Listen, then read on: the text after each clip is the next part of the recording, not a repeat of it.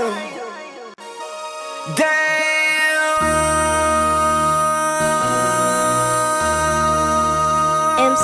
make another hit. This ain't what you want. Project, This ain't what you want. This ain't what you want. 1600 block. What a day. What a day. Probably will go down in history. An assassination attempt made to a former president of the United States of America. Trump was shot at a few minutes into his speech and into his rally in Pennsylvania. So there's a lot to unpack. A lot has transpired. More news has came up. More details have come up. So I'll start with how I found out and my reaction to it. So I'm getting ready to step out today. I get a notification on my phone and I briefly read it, and it says Trump rushed off stage. And I was like, oh, that sounds like something happened. But I continued to do whatever I was doing. I was about to click on it, but I was too busy. So I'm driving and I get a text message. I get a text message from a person who, for mercy or pity for them, I'm not going to say their name for their own sake, just right away insulting me and literally blaming me for what had just happened to Trump, saying it's my fault. Literally said, everyone who attacked Trump pushed this to happen.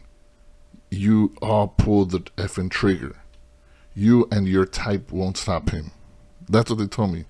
That's no one from my community, but sure enough, it's disturbing.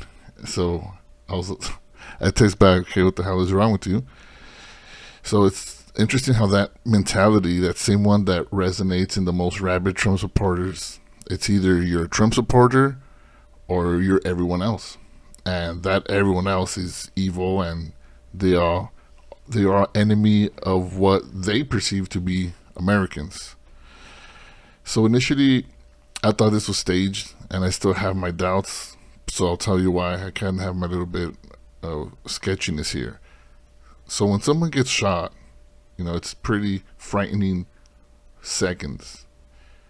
But I don't understand who struggles to show their face through the security trying to hold them down, struggling to be seen, and then to try to fist pump in the air. So I'm thinking, what assurance does he have at the moment that there's still not an active shooter, or that he could be shot at again? Usually, that's when the mind kicks, during those moments, the mind kicks into fight or flight mode. And he was getting dragged out of there, but you can see the Secret Service themselves struggling to contain him as he kept trying to show his face. So that's just strange that he did that way. Another thing is the type of rifle that was used. So those type of rifles, the bullets are pretty big. The chances of it grazing his ear and hardly causing any damage is probably near to impossible. Any contact with that type of bullet at that speed would have decimated at least half his ear. But what I feel like many prominent, Democratic leaders, I would too condemn this act, because the violence, that type of violence, as many have said, should not exist in America. It just shouldn't.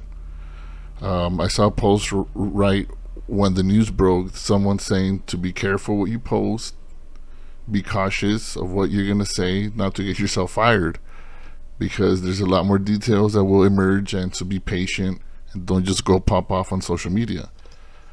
If I would have been home, I probably would have gone live to, give my thoughts, but it's a good thing I didn't, because a lot more news came out. So as I read the reporting through social media, it barely started dawning on me that Trump was almost assassinated, like JFK. Even though I do want him as far away from politics as possible, this is not the answer. I firmly believe that it would have been much, much worse had he really been assassinated. I think the extreme right militia groups and all the MAGA supporters would have tried to take vengeance into their own hands on maybe any Democrat or Democrats that they might know, or perhaps, attempted another civil war. For sure, I think there would have been more chaos had the shooter been successful. Turns out that a civilian was killed. He was accidentally shot. I don't know much about that. There's not enough details. Another development is about the shooter.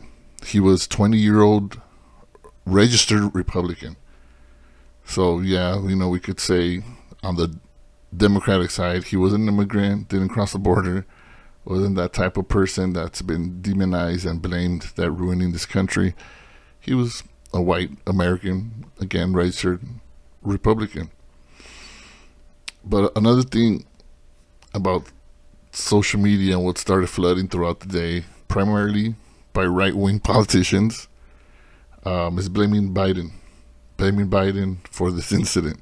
So instead of just condemning this act and allowing some reflection to take place on maybe you don't want to be one of those voices that are spreading hate or violent rhetoric or how it must be stopped, no, they continue to peddle it. This is exactly what got us here to this point, calling for violence or ignoring violence when it does happen.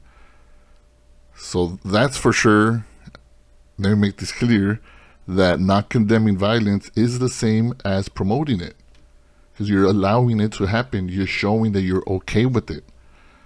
So these right-wingers in the Republican Party really, when it comes to violence, they don't really have a leg to stand on trying to blame Biden or Democrats for this. Remember when the protests, do a little bit of thinking back. Remember when the protests of George Floyd, murder started, Trump tweeted, when the looting starts, the shooting starts, which is also a reference, an excerpt from the 1960s police brutality on black people. Secretary of State Mark Esper has revealed that Trump, when he was president, he wanted protesters shot. He asked if that was a possibility. He asked if they could at least be shot in the legs. And that's exactly the violence that you don't want, And wanting to shoot civilians for practicing their First Amendment right, I don't know, that's insane. Remember also when it was discovered that a group of right-wing extremists plotted to kidnap the Michigan governor, Gretchen. There was even plans to blow up a bridge, an overpass, and hold her to a trial in her vacation home. So that's pretty crazy in itself. So I included a photo here because they also, the violent right-wing extremists, they even showed up at the state house, wanting them to end those COVID lockdowns during that time. So these are just examples of actions that they take when they show violence and they try to show up with guns and trying to press the issue. And that's a photo here from that. And then also remember when Nancy Pelosi's husband was attacked. He was attacked in his house. There's video proof. At first they didn't believe it, but until the body cam footage came out that he was hit in the head with a hammer and needed surgery. So after that attack, Trump was at a rally. He didn't condemn it. He didn't offer any condolences. He said Nancy Pelosi has ruined San Francisco. And then he said, by the way, how's her husband doing? No remorse, no compassion for someone that got assaulted in their own home. So if you kind of feel like mocking something like that, it makes you feel like, hey, it's okay. Maybe it's okay to do this kind of stuff. Have I not been sitting upright? Dang. So here we have another photo. This one is of Marjorie Taylor Greene on the House floor. She was pretty much ridiculed, kind of condemned for this. So she was condemned for tweeting this photo that they presented on the House floor with the rifle in her hand and members of Congress, their face, the squad, claiming that she was their worst nightmare, standing there with a gun. These are the same Republicans that paraded themselves on the floor with pins of a gun, short days after a mass shooting had taken place. So that's the thing here. They instigate violence, they accept violence, but as long as it's for them. Now that this tragic event happened, they have the audacity to blame Biden or Democrats. Newsflash: the shooter was a registered Republican. And all of this is pretty much the kind of BS that I had been seeing in these past years. This violence and tweeting and commercials with guns. This is a kind of crap, pretty much, that I wanted us to, as a society, to prevent from normalizing. Once we started accepting this behavior and this rhetoric, I knew we were going down a really dark path as a country. That's why I would always say. So that's why I was so avid against standing up against Trump, because I didn't want this type of behavior to be normalized. We needed to put a stop to this once it started happening, before it got out of hand. And now we're, on this path that things get worse, could lead to a civil war, could lead to more bloodshed, because the instigator has made all of his followers believe that voting for the other party makes him their enemy. And that's what I'm being called. An enemy of this country? Why? Because I don't support the ideas and policies of one person? No. This isn't about me being on the same party, on the same side that supports transgenders or supporting anyone LGBT. So I'm seeing the bigger picture here. And there's a lot more at risk than normalizing transgenders. But the media has got everybody talking about that, has focused on that topic. Oh, protect the children. But they fail to see what the real dangers are. So what now? What do we do now as a country?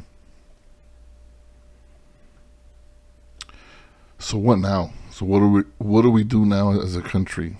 I think the ideal thing would be to have Biden and Trump together make a joint speech to call on a stop of violence and, remind the country that we're all Americans. We just have different views on policy. I think that would be ideal. That would calm the tension. That's an opportunity right now to ease the tensions, but that would also mean Trump would have to stop calling over half the country the enemy of the people. Would he do it? I don't think so. I'm sure Biden would, though. But Trump is going to take this, from what I can see, he's going to take it and run with it even more. Because I don't think he's concerned in bringing peace or calming tensions. He wants whatever benefits him and his position of power. So it's unfortunate overall. I think what happened, it's a bad look in the rest of the world. But hopefully things take a turn for the better and not the worse. And what made me still do this little video was just seeing the blame. Oh, well, Biden said this, or his supporters are actually doing that. Like, who are the ones that have